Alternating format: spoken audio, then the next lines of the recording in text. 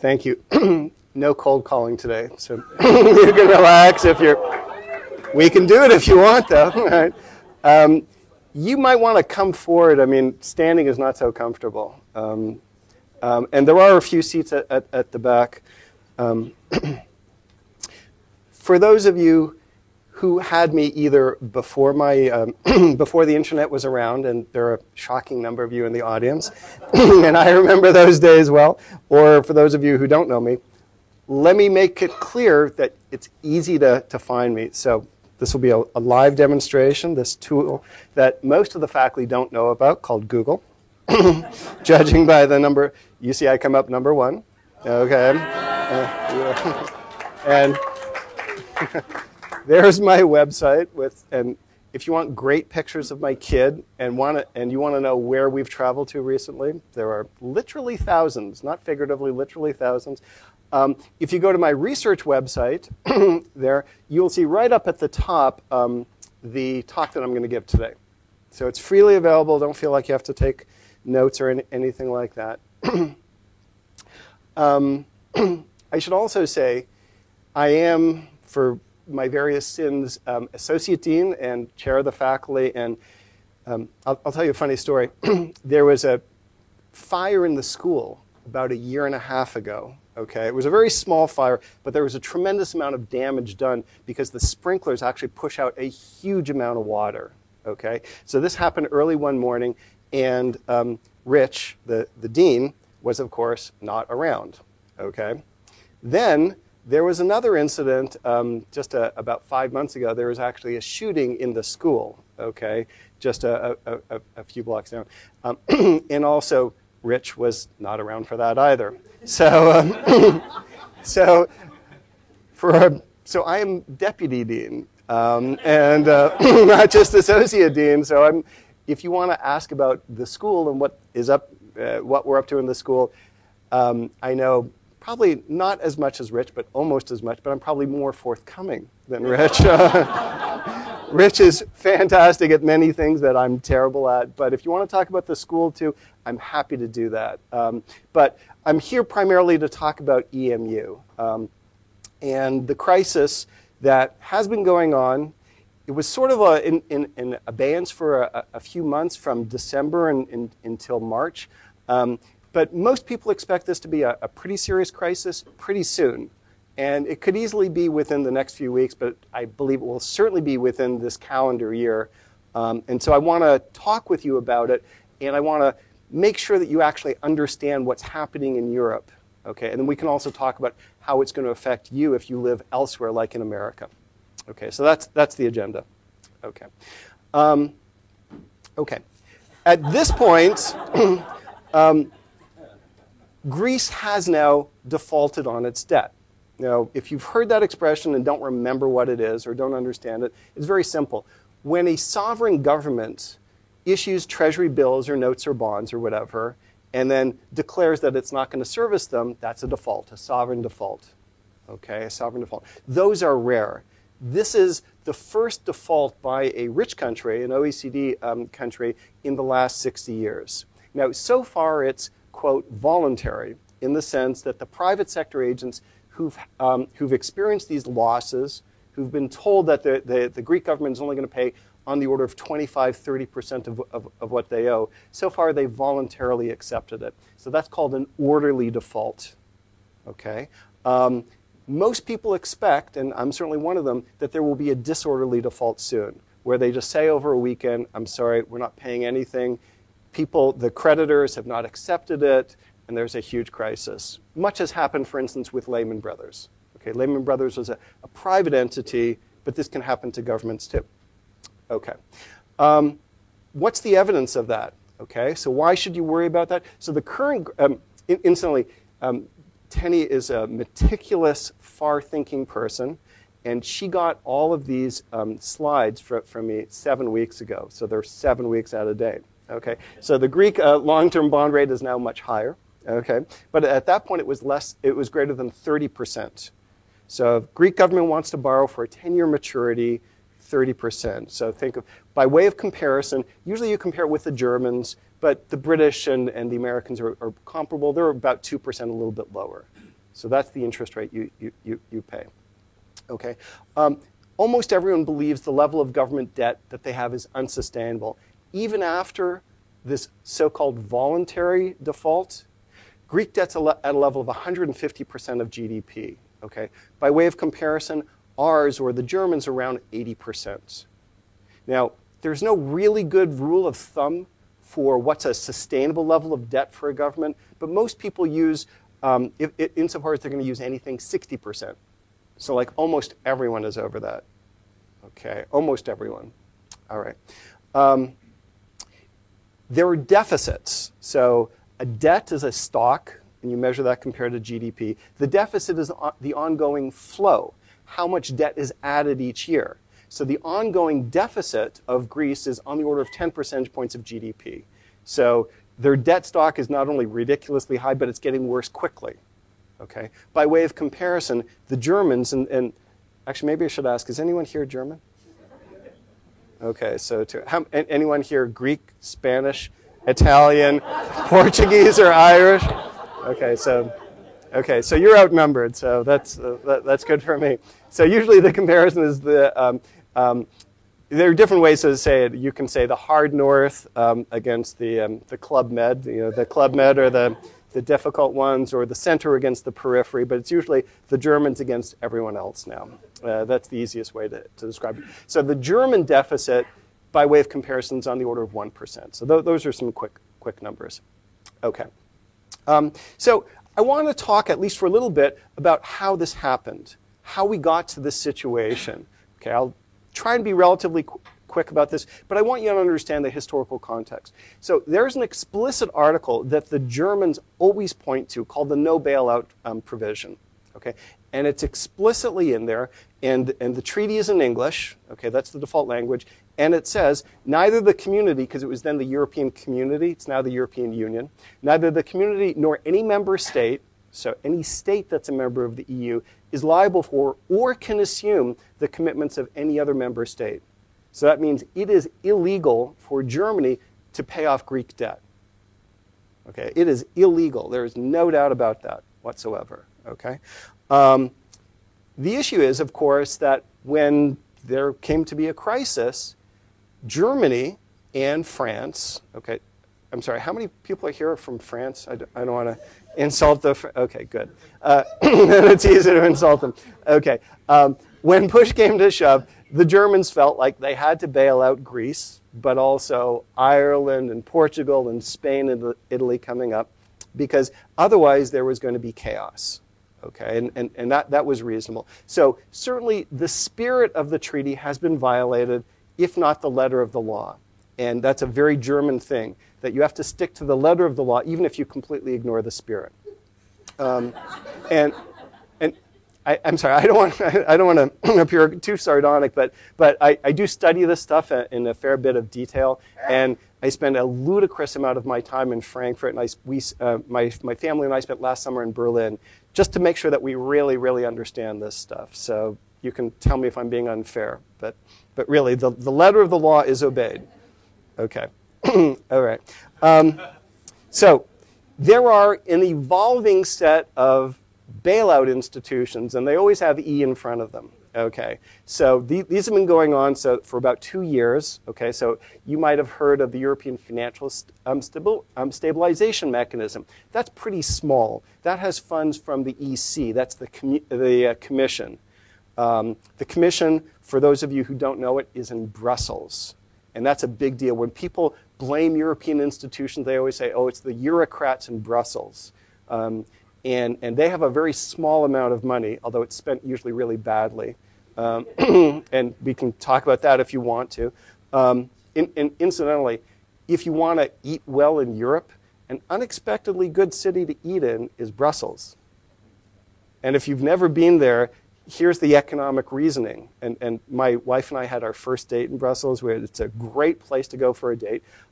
Because if you're a member of an industrial conglomerate, or especially an agribusiness, and you want to corrupt a Eurocrat, the best way to do it easily is take them out for a spectacular meal.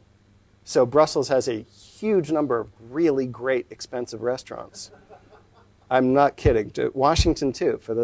It's the same logic, right? So, okay. So the more important one and the bigger one is the EFSF, the European Financial Stability Facility. Okay, so that started in May 2010, and that's the one that's really in charge of the bailouts. Okay, and that's a big thing. So that's well over €500 billion, and as I'm sure you all know, the euro is worth substantially more than a dollar. So it's a large amount of money, and it's issuing help to countries. So Greece got the first one, and they got the first bailout package. Ireland and Portugal were forced into it. Greece has gone back a second time. The current fear is Spain. Okay, so that's over the last couple of weeks, and Italy is right behind. But we expect also Ireland and Portugal to go back for second things. Okay, there's another one, the European Stability Mechanism. So they want to make that the permanent one, and that's called the firewall. So just less than 2 months ago, that was increased from 0 to over 500 million euros. Okay, and that's not fully ready to go, but they want to start it really soon because they're expecting a crisis really soon. And the view is, if you get the firewall in place that can basically buy up bad debt, toxic debt, it's the equivalent of what TARP was for America, that will reduce the level of stress. So all in all, they keep on trying to throw resources at this thing, and depending on how you count it, it's over €1 trillion worth of resources. Most people think that's too little, including me. But really, they're throwing big money at this. Big, big money. Okay. All right. There's also the European Monetary Fund. We don't really know that much about that. It hasn't started yet. Okay. How did we get here?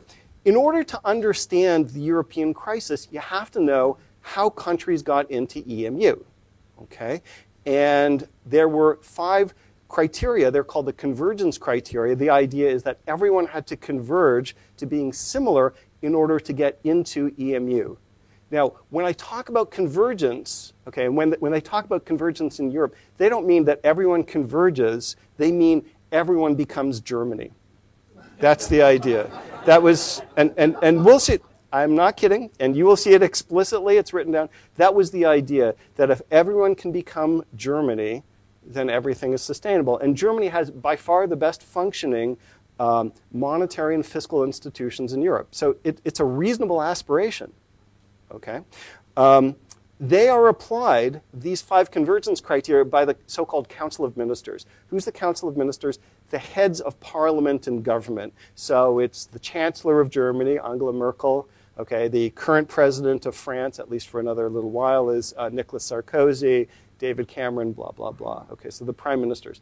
But because it's applied by the Council of Ministers, even though these sound like they're criteria that are quantitative, they're extremely politicized decisions. And no one would deny that.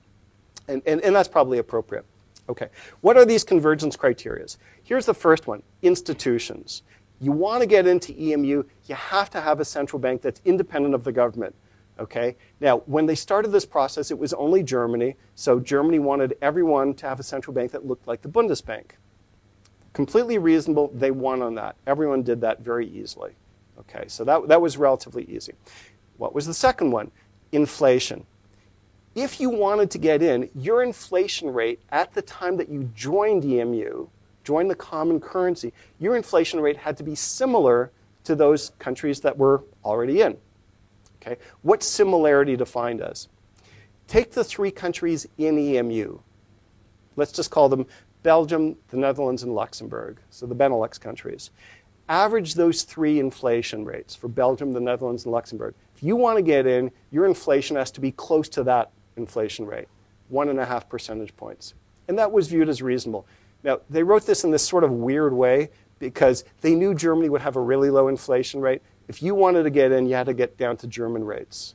So when this whole process started, Italy was happily inflating at 10% a year, Germany at 2%. They wanted Italy to go down to Germany, not to meet somewhere in between. So really, they're trying to write these things so as everyone should become Germany. Okay. What's the third one? Interest rates. Now, technically speaking, it's very straightforward. If you want to get in, your long-term interest rate has to be similar to the European one. What's the European one? take those three same countries, call them Belgium, the Netherlands, and Luxembourg, average their long-term interest rate, by which we mean 10-year government bond rates. If you want to get in, your interest rate has to be similar, 2%. Okay, why 2%? Well, the idea is the following. Okay, so for those of you, especially who took my class, long-term interest rates reflect two things: a risk premium and expected inflation. So they wanted to make sure that the market's expected inflation over the next 10 years to be low, to be similar to Germany's. Now, it didn't have to be exactly the same as the inflation run. Remember, the inflation run was 1.5%. Here it's 2%. So they allow a little difference in risk premium because, of course, some countries, think Greece and Belgium and Italy, are going in with more debt. And so they should be priced by the market as having higher risk. So that's reasonable. But all of this, it was easy to match in the data, and it makes perfect sense. OK. Incidentally, you should feel free to interrupt at any time. I don't mind it. I don't particularly like hearing myself speak. My son doesn't like hearing me speak, so I'm used to being interrupted all the time. So feel free. OK. Oh, please. Will you be providing cookies for the class? I'm sorry? Will you be providing cookies? Last time you provided cookies. Oh, yeah. We talk about you all the time, Brian, actually. Let me get back to you on that in about 25 years. But I will get back to you on that. All right. Is there any reason why I should pander to your audience at all whatsoever? Charitable remainder trust. I'll take that view under consideration. OK. All right. OK. The fourth convergence criteria. If you wanted to get in, you have to satisfy instantly all five of these. The first three were easy. This one's also easy. If you wanted to get in, your exchange rate had to be stable vis-a-vis the other countries, meaning the Deutschmark. Okay. What stable mean? It had to be. Couldn't have varied more than plus or minus 15% vis-a-vis the Deutschmark in the last 2 years before getting in. So that was so easy to satisfy that essentially nobody cared less about it. Very, very easy. Essentially forgotten. Okay. What's the sex? The sex is in the last one. It's the fiscal criteria. Okay. And there were two of them. If you wanted to get in, you had to have a deficit, meaning a flow addition of government treasury bills, notes, and bonds that you're adding, of less than 3 percentage points of GDP. Okay, remember, Greece is running at 10% now. The United States is running at 8 or 9% now, depending on how you measure it. The UK is running at 10%. Okay? So you couldn't be adding that much debt, and the stock of debt had to be less than 60%. But they built themselves wiggle room for a very explicit reason, which is they wanted to allow Belgium in. Okay, and Belgium, at the time of this process, started off with a debt of 120% of GDP. So they said, if debt is declining quickly enough, you can get in. Okay, so there were some what are called escape clauses. Okay. Now, the first one in particular, the flow one, was not easy for most countries to hit. Okay, so most countries like Italy had this target of 3%. And in 1998, which was the relevant year, they had 3.000%, as a deficit compared to GDP. So they barely scraped their way in. Greece clearly never hit it. Okay, so they lied their way in. And lest you think that I'm misusing that word, it is exactly appropriate. They said they hit 3%. There was an international audit run by Eurostat, and they had to restate their accounts a couple of years later. There is no doubt they never hit the criteria, ever. They have never hit it since. Okay, so Greece wanted in, and other countries might have been a little bit suspicious, but other countries sort of wanted them in, okay, and they never hit it. Okay, so that's a relevant thing. There was one other thing that was added, and again, this was because of the Germans. EMU cut. Oh, I'm sorry. Sorry, could you just talk about it? You said they lied their way in. I mean, yes. I read something about, I guess Goldman kind of providing an equity loan, make it look like they had equity and it was debt. I don't know if I fully understood how they exactly manufactured that balance sheet to make it look. There are so many ways you can do the smoke and mirrors stuff. Okay, and there's a big international report that was done by the Eurostat. Eurostat was the primary agency tasked with it, but they got international auditors, and the IMF was involved.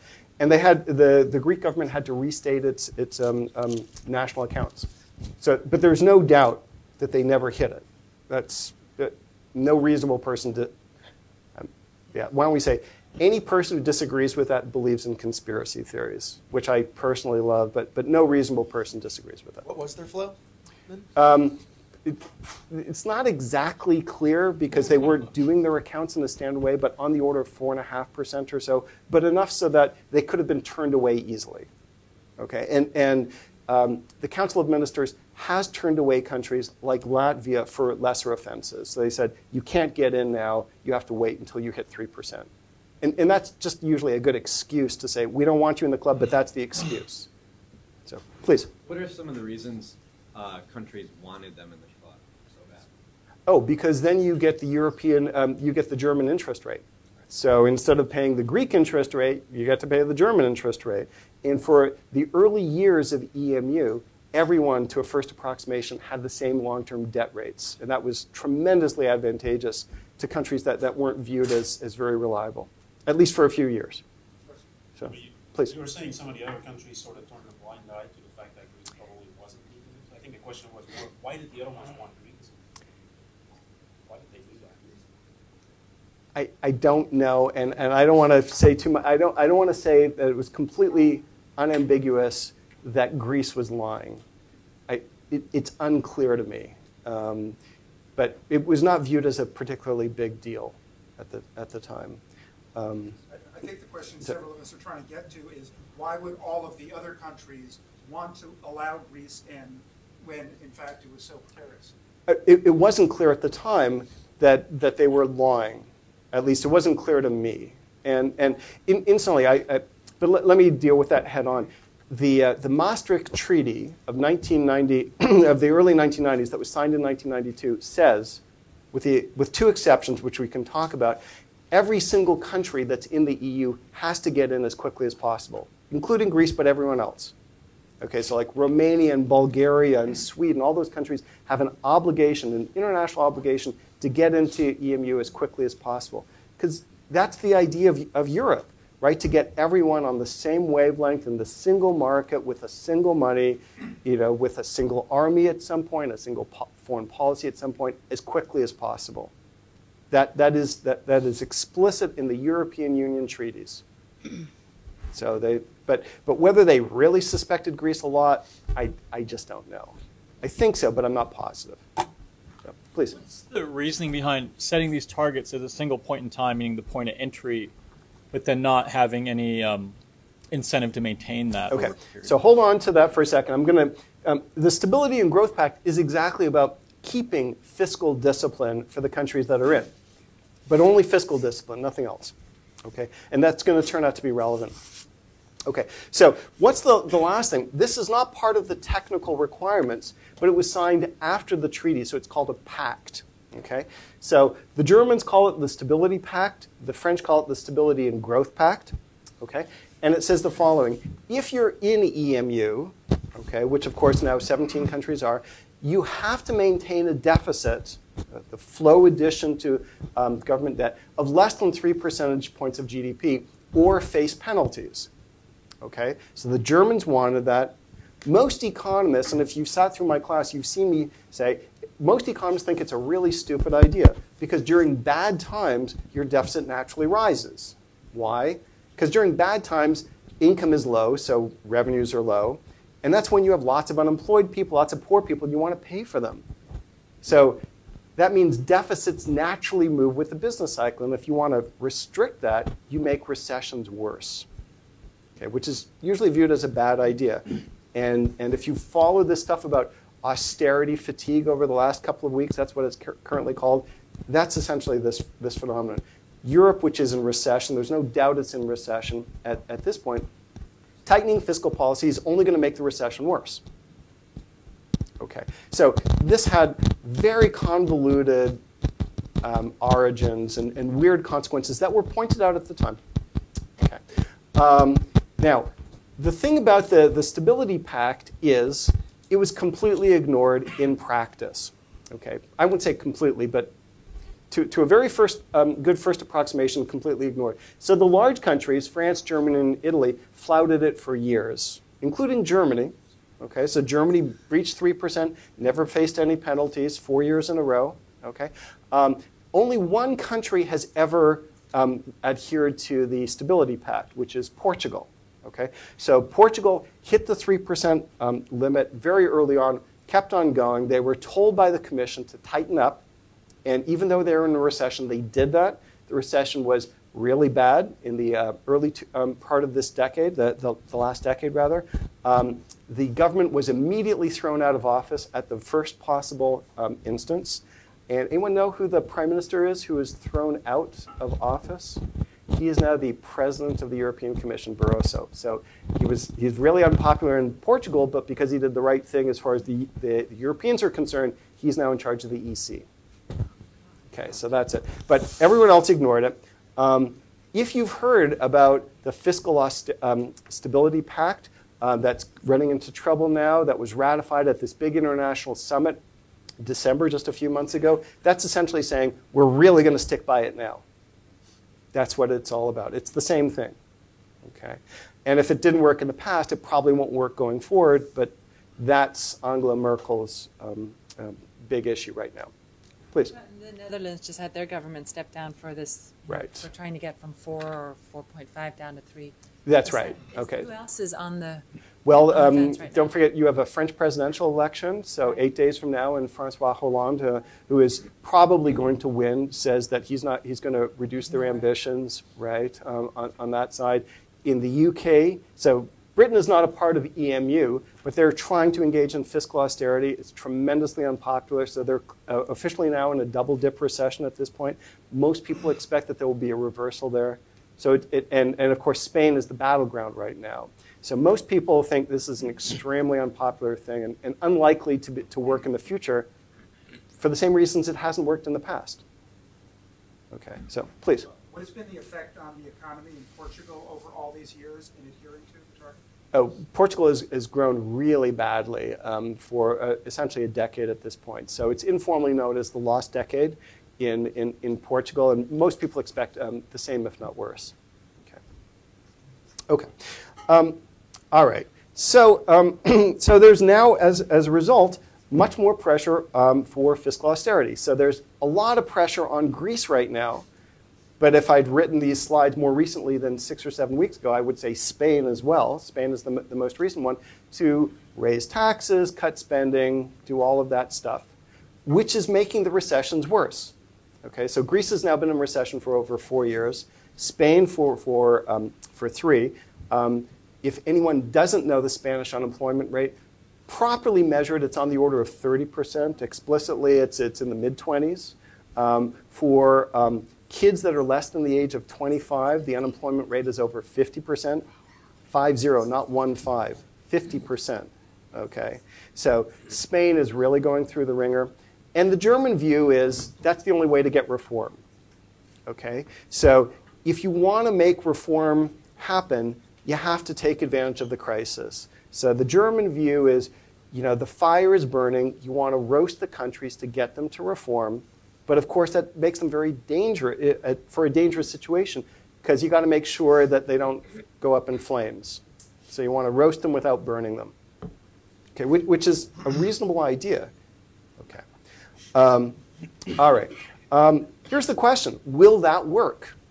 Will all this push for fiscal austerity work? So I wrote this 7 weeks ago. The markets didn't think so, and most commentators agree. And now you've seen in the popular press and in the election stuff over the last few weeks, very clear sign that the populaces of all these countries, think especially of Spain, France, the Netherlands, and Italy, okay, saying we're not going to go along with this. All right. Now I want to move in a different tack.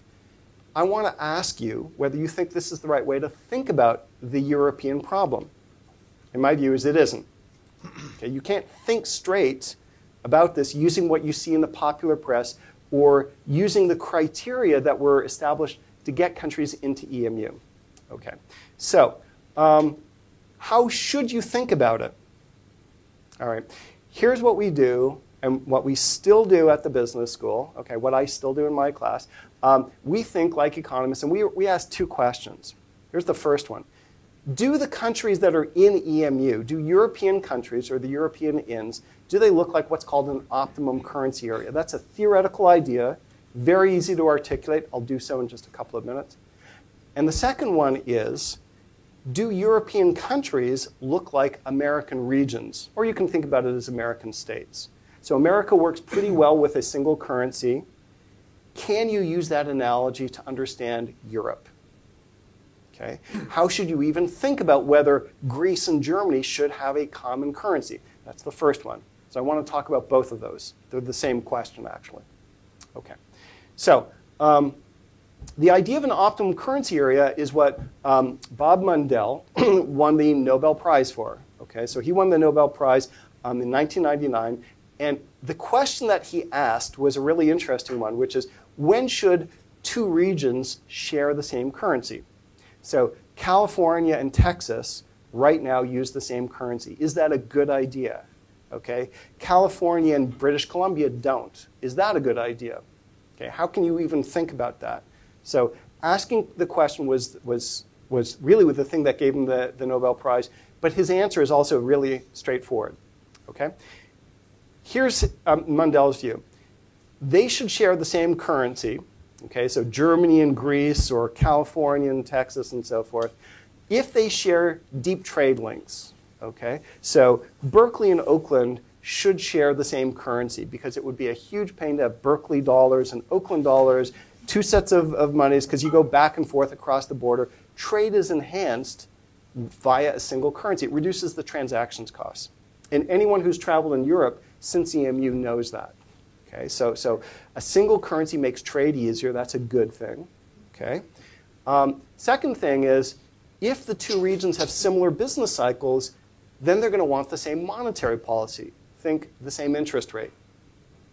So you need two things for two areas to share a common currency. Lots of trade, so they benefit from it.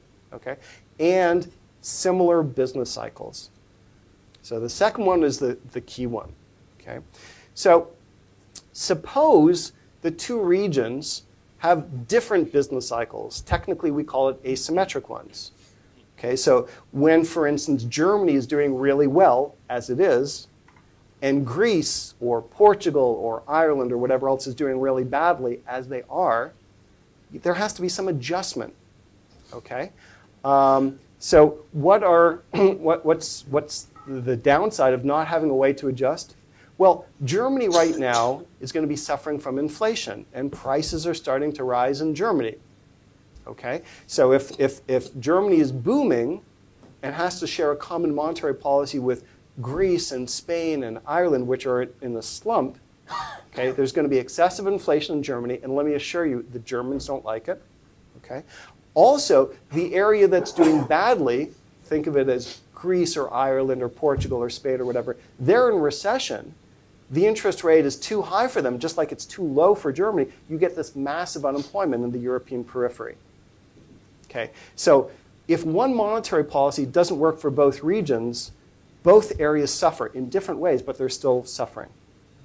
Okay, so that's the problem if they have asymmetric business cycles. You have to have some way to adjust to make sure that doesn't happen.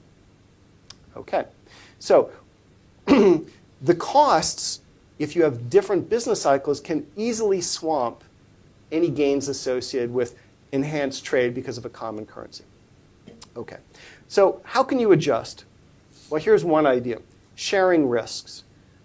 Okay, so what do we mean by that? Well, in the United States, suppose that, for instance, there's a downturn in Nebraska. Okay, Nebraska is hit by a bad shock because everyone was expecting the pipeline to go through. It was canceled or put on hold for the time being. Nebraska enters a recession. What happens? Areas that are doing well, okay, pay taxes to the federal government, which are then transferred to Nebraska through the unemployment insurance system or through block grants or whatever else. And we have this federal system of taxes and transfers in the United States, as do most countries, that taxes the countries doing well, reducing inflation, and transfers it to the places that need it to alleviate the unemployment. Okay, so that's a very straightforward thing, and it exists within, to a first approximation, all rich countries. You had a question? Sorry. So I was just wondering if Mundell did all this thinking before or after they formed the European Monetary Union? 1962 was the publication. So he won the Nobel Prize before, and he was known, when he won the Nobel Prize, he was known as the father of the euro. So if you look at his website, which is sort of weird, but because he's a sort of interesting guy, but he has many young kids, and he's not so young himself. But there it is. But yeah, these ideas were extremely well known for decades before the euro went through. So no doubt about that. John?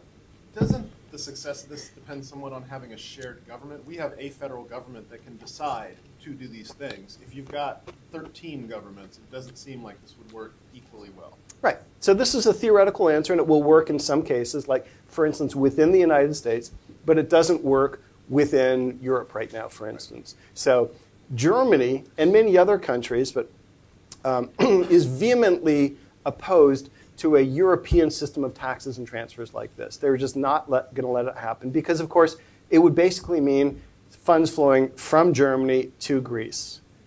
And Germany would be messed around, and their view is also it's rewarding bad behavior, and I sympathize with them for that, so it's not going to happen. But it could in principle. It's a reasonable idea in theory, and it works in some places, but not in Europe right now. Yeah? Is there an argument also for a common labor market? Here in the U.S., you move from Nebraska to Texas, and it gets balanced, and in Europe, it's very difficult to move around? Or Excellent point. Here's another way to adjust. So, here's another way to adjust, what's called factor mobility. So suppose that you could have all of those unemployed Greek workers pick up shop, sell their houses at reasonable prices, become fluent in German, okay, and start to work immediately, okay. That would alleviate Greek unemployment and would also, because you have this influx of labor into Germany, that would reduce inflationary pressures in Germany. Now, in principle, there's no legal impediment to doing that. So all countries inside the European Union are members of what's known as the single market. So what's the single market? It says if you're a member of the EU, it is illegal to have any barriers to the flow of goods, services, capital, or labor. So there's no legal impediment. But you just, in practice, don't see large numbers of Greeks and Portuguese and Irish and Spaniards moving to Germany and Finland and the areas that are doing better. Could be in practice, but just we don't see it in a big way. Please. But that is changing. I just recently read an article in Germany that, for example, all the German courses in Spain, you cannot get a German course anymore. And it is for those young people that are unemployed now for 3 years, 4 years, and they want to find a solution, so they are learning German. And also Greek people, a lot of them moved over now in the last couple of years. They start working in a Greek restaurant or whatever until they learn the language and then find another job. So it could be. It's clearly not happening very quickly because otherwise we wouldn't see a 25% unemployment rate in Spain. It's not 25% of the population moving over. Yeah, but there is a big not yet. Sorry, you probably didn't want to hear that.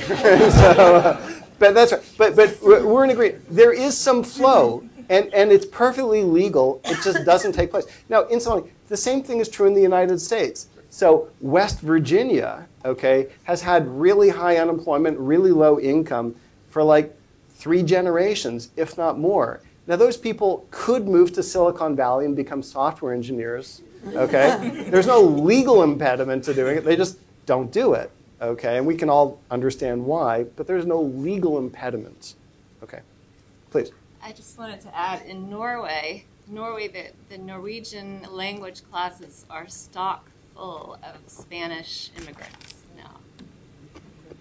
Too bad they're not a member of the EU, though. they don't think so, but... But these things are legally possible. They're just not taking place very quickly. Please. Why is this better than bailing out? Because it's kind of the same Oh, idea. it may not be. It may not be. I'm just saying, Mundell's view is if you have really mobile labor, you're not going to have a problem. Now, what we're saying is in practice, labor isn't very mobile. But if labor is pretty mobile between Berkeley and Oakland, okay, it's just not very mobile between, say, Greece and Germany. Right? Well, that's the relevant thing because it allows you to judge what's an appropriate area to share one money. Factor mobility is relevant. It's a way for you to think about it clearly. And that's the reason why I'm doing it here. That's the reason why we teach it, and it's the reason why I'm talking about it here. Please. As far as labor mobility, how much in the EU do you think it's because of language barrier? And then kind of the example you just made between West Virginia and the Silicon Valley, how much of it is between, just culture and language. Education. Yeah.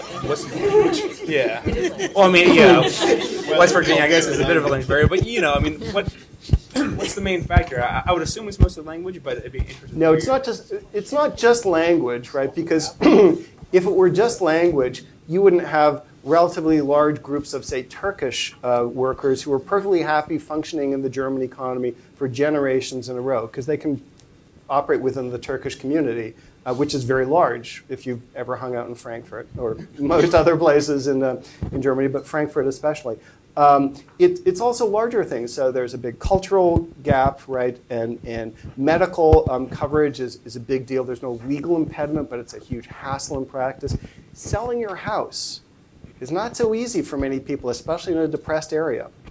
Okay, so and then you're leaving your whole family and friends, and so forth behind. So there are all sorts of barriers. They're not primarily just linguistic, right? Because you don't see many people moving between, say, France and Belgium, even though at least in principle they're supposed to share the same language if you're from Wallonia. So, okay, all right. So here's the easy way to summarize it. Mundell's optimum currency area says, suppose that the business cycles are asymmetric. So they're different between Germany and, let's say, Spain or Italy or Greece or Ireland. Suppose they're different. And there's little risk sharing, which, of course, in practice there isn't, okay, inside Europe. And labor is immobile. So unemployed people are just not willing to move from, say, Greece, okay, to Germany. Then the conclusion is Germany and Greece should not have the same money. There are gains associated with having different monetary policies. Germany would like a tighter monetary policy because they're really worried about inflation, and you should respect that. And Greece, but also Spain and so on and so forth, are really worried about the massive recession that they're on, and they would like a much looser monetary policy. Okay? So Greece and Germany should simply not share a single monetary policy or a single money. That's the way the logic goes. And it's very straightforward. And yes, it was known well before the Europeans started to go into EMU. Okay, so that's Mundell's logic. Now, the way you think about that in practice is the following. You think about evidence within countries. So think about the United States. California and, say, Texas or New Hampshire or Illinois, do they basically move up and down, have similar business cycles? The answer is yes. Not exactly. So like the Dakotas are doing really well, so is Wyoming. They're a pretty small part of the economy. But really, basically, countries are moving up and down, different regions within the country. Okay? If there's a shock, a bad shock that hits Nebraska, or a hurricane comes and devastates New Orleans, so there's a bad shock to Louisiana. Is there a federal government that can take taxes from the areas that are doing better and transfer them to the areas that are doing worse? Yeah, there's a big one. That part of this election cycle is about the fact that many people think the government's too big. Okay? But there's no doubt that there is a lot of risk sharing. Is labor mobile? Not exactly within the United States, but people do move from areas that are doing really badly to areas that are doing better, slowly, but they do move. Okay? Compare that to evidence across different countries within EMU. So Finland is doing fine right now. Germany is growing like gangbusters right now. The periphery, the Club Med and Ireland, or what's known as the PIGS countries, they're doing really badly. Okay? So there's no doubt the business cycles are different. They're asymmetric. Okay? Is there risk sharing? No. The federal government in the United States controls on the order of about 20 percentage points of GDP. The European Commission controls less than 1.3 percentage points of GDP, by way of comparison, and more than half of that is wasted on agriculture. Okay, so it's tiny by comparison, just tiny. Okay? Is labor mobile?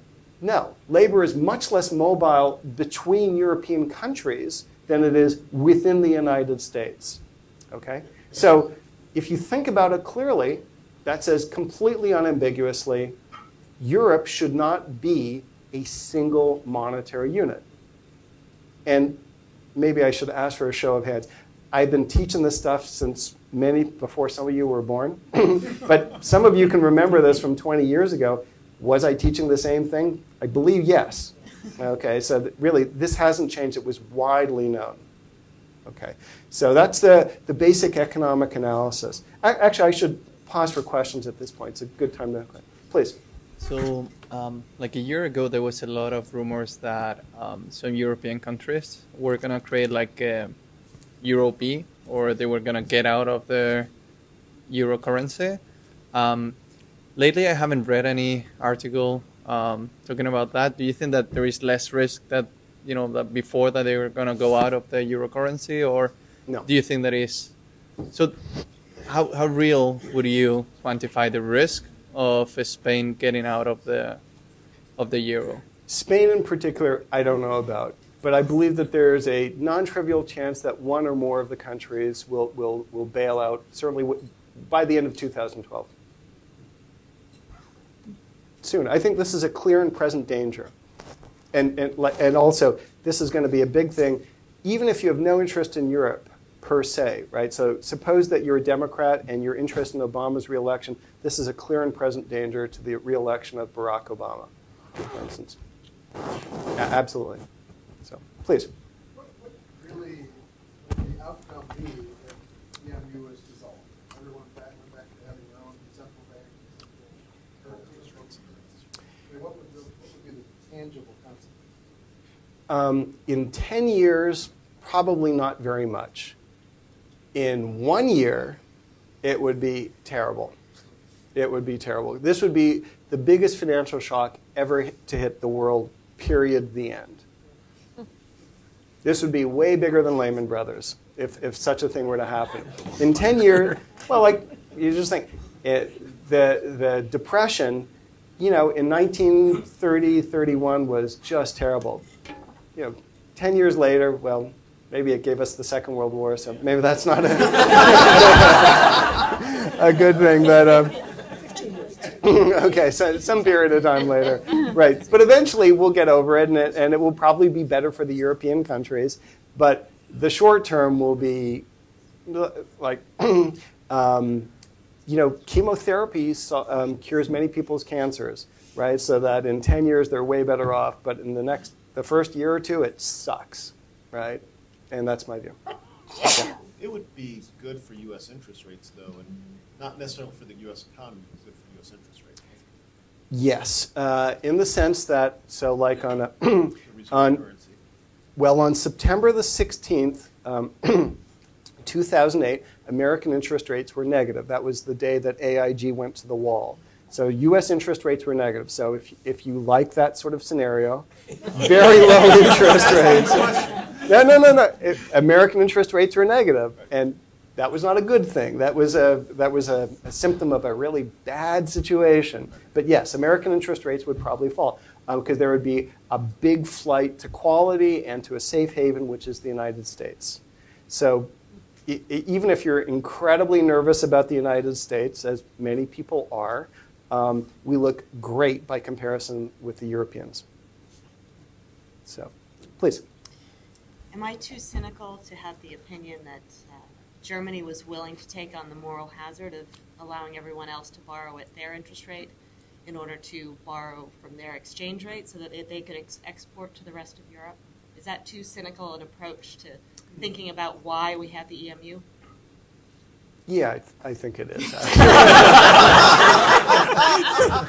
I don't think that they deliberately tried to do that. No, I actually feel, and really, I'm a big believer that the drive. Just to interrupt you, I can't believe I'm more cynical than you are. Me neither, actually. So what happened to you? She's just too much fixed income. For those of you who don't know, Larissa is one of the 3 former students of mine that live on my street. And it's a pretty short street, actually. So maybe she's just too close to me. But I'm going to get back to German competitiveness in just a second. But my view is that the Europe... Okay, so for those of you who don't know this, there was an informal but widely accepted unwritten deal that was struck after the wall fell. Okay, so early 1990 or so, Mitterrand, called President of France, Chancellor of Germany, had this deal that France would not oppose German unification, and in return, Germany would cede sovereignty, primarily in monetary stuff, to Europe, so that that was the quid pro quo for easy German unification. So that's what really started everything. So Germany was allowed, without any hassles, to absorb the 5 former states of what used to be the Democratic Republic of East Germany. And in return, there was going to be a monetary union, leading later on to political union, which is good for Germany, right? Because they will be the most important state within Europe. Okay, but that was the informal deal. So I don't think it really had to do with competitiveness and exports. I really don't think that. And that's it. Please. In the bad case scenario, what would happen with currencies? Basically euro and dollar, but also minor ones like Swiss franc, and how can one hedge against these shocks? Well, you can hedge using standard derivatives at this point because it's not really priced in very dramatically. But usually when there's a really bad European shock like this, the dollar and also the yen go through the roof. And you'll have seen that, for instance, in 2008, the dollar appreciated tremendously, even though the world recession originated in the United States. Our currency rose. Why? Because U.S. treasuries are viewed as the safe haven of last resort. So there are tremendous inflows. Now, Japan to a lesser extent. So Japan has awful fiscal prospects. But by way of comparison with Europe, they look fantastic. Okay, so but incidentally, this is just what the markets are saying, right? So the yen it's really expensive to spend time in Japan right now. Okay, and so the flows go into the areas with safer debt markets. Okay, and Japan has very low debt rates right now. So those are the 2 things. Please. Yeah, but if we really have that crisis of the EMU, why is that not in the exchange rates already? If I compare my time here at Haas 15 years ago, and what I got for my Deutschmark at the time, and what I'm getting for my euro now here, everything is very cheap for myself here. So the euro is comparably strong against the dollar. Yeah, there are different ways of saying why this isn't in the exchange rate already, but I'll make it really short. So why isn't it in there? I don't know. But really, it's a completely legitimate question, but it strikes me as all the market evidence. You look at the Financial Times almost every day. You look at the elections that are coming up. It strikes me as like there's a crisis coming, okay? And you see it every place. You see it in the bond rates, but you don't see it in the exchange rate. So your point is well taken, but I don't know why. But you see it almost everywhere else. I will say there's a tradition of the exchange markets missing stuff. And, well, I mean, look, if you have any doubt about that, think about the exchange rates in the week before Lehman went under. Right? There was this huge appreciation of the dollar that week, but it was completely unanticipated the week before. So I don't know, but yep. You use terms like shock and disaster, but if a country drops out of the EMU and converts to a prior currency, let's say drachma, what's the problem? They just converted at some rate, and now you have yet another country that is not in the EMU. Where is the disaster in that? Okay, so here's this will be like the world's biggest banking run in a second, okay? So like, just think about it. It is illegal right now, okay? And this is going to lead to a question. I don't know the answer to it. I'll tell you that in advance. It is illegal to have a capital barrier between Germany and Greece right now. So you might say to yourself, look, if I'm worried about the Greek government going belly up, which is a legitimate fear, why don't I withdraw all of my stuff from a Greek bank and take it literally across the street to Deutsche Bank, Athens, okay, and stick it in there. It gets the European interest rate, but now it's part of Deutsche Bank. It's part of a German bank, not a Greek bank. And there is no legal impediment to doing so. And you're going to say, why hasn't everyone done that already? Okay, and I don't know the answer. Okay? But if I were there, I would do it. But as soon as that happens, as soon as Greece says, you know, we're getting out, everyone's going to rush for the euro. Everyone, in a second. Okay. Now, why haven't they done so already? They've done so to some extent. So Greece has lost about 25% of its money supply. Why hasn't it lost all of it? I don't know. Okay, but there's going to be the world's biggest banking run. Okay, and here's another question: is the European Central Bank bankrupt? So they have lots of Greek debt. Greece defaults. Are they bankrupt? Probably. Okay. Here's another question: if Greece defaults, and I don't want to pick on Greece. If any of these countries default, any bank that owns their debt is also basically bankrupt. It would wipe out their capital, especially if it were Spain or Italy. Well, who owns much of the debt? Well, the German banks are in there too, and the UK. And incidentally, if you own a money market account in the United States, you're exposed to this too. Okay, because you're part of the shadow banking system. How do you think they get their higher returns? They take slightly higher risks. They love to buy European debt. Okay, so you're going to have a big banking crisis, and it's not going to be constrained just to Greece alone. So that's the reason I think it'll spread all over the world within seconds. There's no easy transition. If there were an easy transition, it would already have been taken. Please. In addition to financial crisis, has there been assessment as to the possible civil unrest that takes that financial crisis into a physical crisis? Yeah. Yeah, but that's already happened, right? Yes. Right. At the end of this year, if things, as you said, gets worse, how does that translate into the various countries? I don't know, but no society is going to be able to sustain 25, 30% unemployment and unemployment rising for years and years in a row. It's just that completely undermines civil society. Right? There's no doubt about that. And Spain has had it for years. Now, after Franco left, Spanish unemployment was high, but falling, and they had political freedom. But now it's going the wrong way, and it's just looking like it's going to get worse. So I don't know, but that's the reason why you should be legitimately worried. Absolutely. So, please. How do you think emerging markets should respond or react to this situation? Same way as developed markets. You stay as far away as you can, but it's not going to be easy to escape. No, I mean, just because you're in China or India or Brazil doesn't mean that you can escape this. I mean, they were all affected by the worldwide recession of 2008, and I don't think there'd be any escaping this either. I'll take a few more questions. I have a few more slides to get through just to sum up everything, but I'm happy to take questions. Please.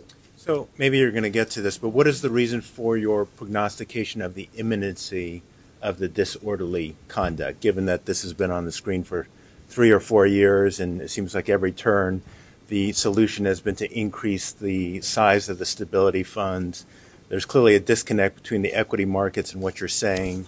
Are you looking for a single catalyst to cause this total disruption and chaos? Yeah, my view is just that Europe has become more and more vulnerable steadily, okay, and it's growing increasingly vulnerable.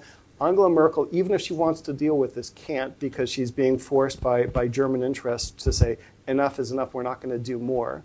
And so I think that the world is extremely vulnerable right now, especially in Europe, and there's going to be some shock that happens. And I just think that the likelihood of no bad shocks happening is really low, especially when you have elections coming up. And you have a big French election coming up, and Sarkozy is way behind. Okay? You've got a Dutch election, you've got a Greek election, probably have an Italian election soon. So the countries that are being squeezed, okay, are doing really badly, and they will. All it takes is one election where the government says we're not going to stick by the deal, okay, or something else like that. If you're vulnerable, bad shocks can push over the edge, and I think the level of vulnerability has risen. So that's the reason I'm worried. Yep. So while the German public, I think, has this, there's been this kind of reasonable sense of, frustration and a sense that they saved and now they're being asked to bail out these poor countries. During the time when this was happening, how much has Germany benefited from, being this export-driven economy and probably keep having their currency being a little bit lower as a result of? Good segue. So let me continue on with this.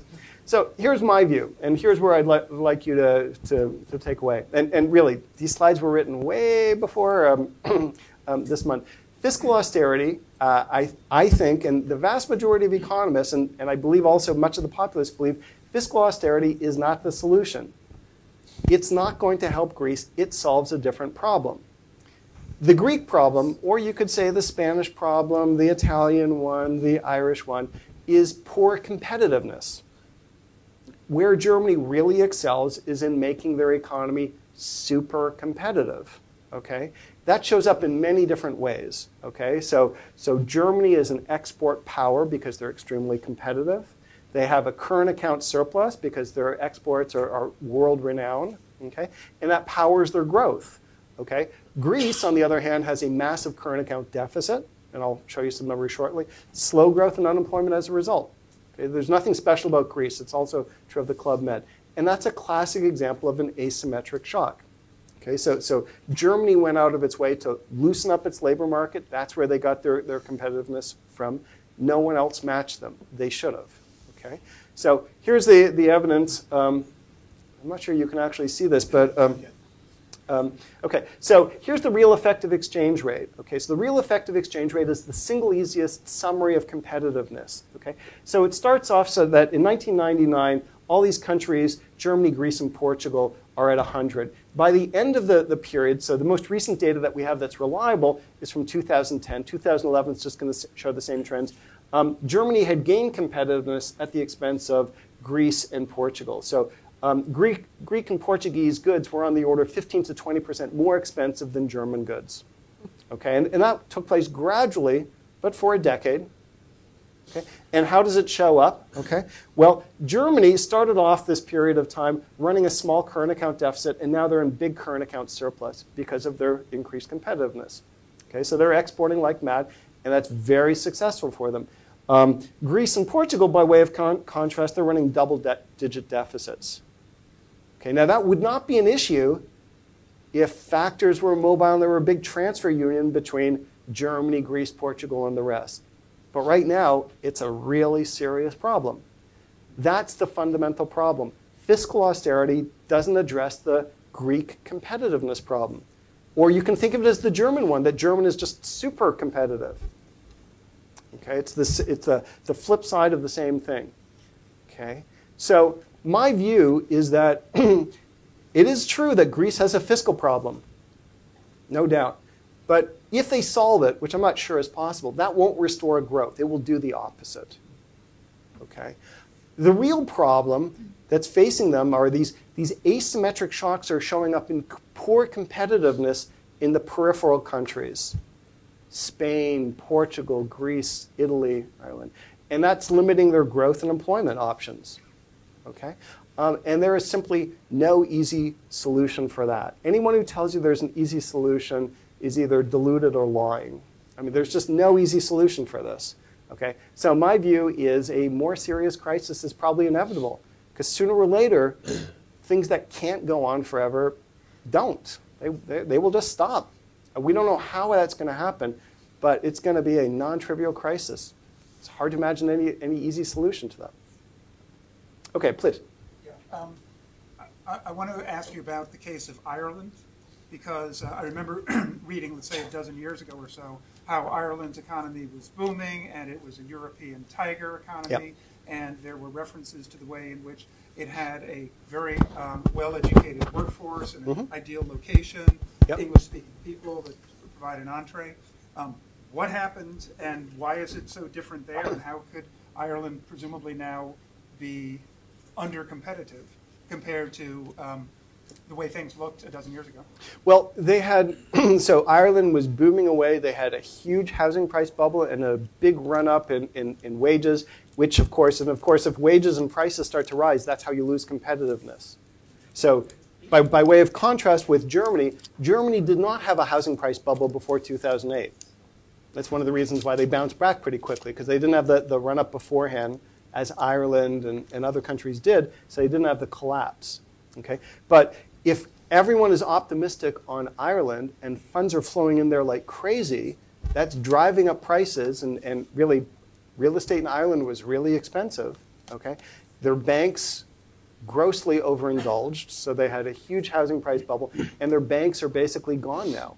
I mean, to a first approximation, they're all nationalized or underwritten, and that's added tremendously to the fiscal burden. Okay? And they're really uncompetitive because their prices and wages are so high. So they've had really painful wage cuts, which are really difficult for people to deal with, to try and restore their competitiveness. And it'll work eventually, but like after a decade. And most of the time, people are not willing to wait that long. Please. So let's assume that the economic chemotherapy is really ugly, but we get through it. How long is the U.S. going to be Teflon and be able to hang on to as the world's reserve currency, given our state? I don't know, but I don't think about that because I don't really care about the United States dollar as a reserve currency. I think it gets us almost nothing. In fact, it might even get us negative stuff. So I don't know, but I feel that there's going to be no challenge to the U.S. dollar from the euro for a long time because of this. But I just don't fixate about the dollar as a reserve currency because, like, who really cares about that? So, like, drug dealers and people who are doing illegal transactions, they like to use U.S. dollars. Do I really want to facilitate that? You know, like, but that's the big thing that it gets us. Please. I was going to say, first off, congratulations, because the entering class, I was going to blog to them that you have kept up of not watching this side of the class, which means you're not going to get called upon. I like that. You've kept that up, which is great, because all the show-off hands you missed all this while, right? So no. Hold on. I was supposed to go left once upon a time, not right. I see. Right. I see. You started the other way. So I have a question. So you're. So my question is, I subscribe to a lot of the things you've always said, right? So, the imminency of what you're describing, I have a problem with is that contrast with the prognostications of the bulk of the economists in the United States. You could tell me they're wrong, or they're right, or they don't know. Everybody's saying, well, the U.S. economy is going to go bumpy. It's okay. It's keep growing. Are they not discounting this big issue? Are they discounting it too much? What's the disconnect here? The vast majority of Americans are interested in only one country at the most in the world. And I don't know if this is news to you.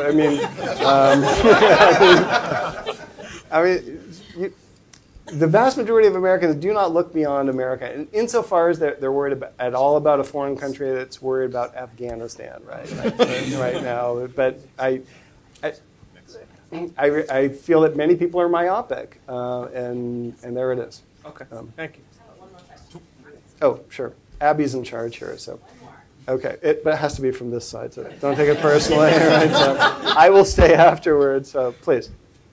How do you see China entering the mix? Because it seems like that currency is arguably artificially depressed. A lot of the competitiveness issues relate to manufacturers being unable to compete with anything coming out of China. And then coincidentally, you've got a lot of Germans' export growth is high-value goods going to China in a bubble economy. So it seems like if things unravel, it's all intermingled. Yeah, I think China will be very dramatically affected if there's a downturn in the world economy because, don't forget, they export like crazy. Not as much as they used to, But if the rest of the world goes into recession, China will suffer as a result. But China has been letting the exchange rate become more flexible recently. And it used to be the case that everyone thought that the yuan was grossly undervalued. Those views are sort of slowly going because they're allowing it to fluctuate a little bit more. And if you let it appreciate by like a few percentage points of a year, after 4 or 5 years, that starts to add up. So most people don't think it's really grossly undervalued. It's probably undervalued, but not so much anymore. All right, you want to? Thank you.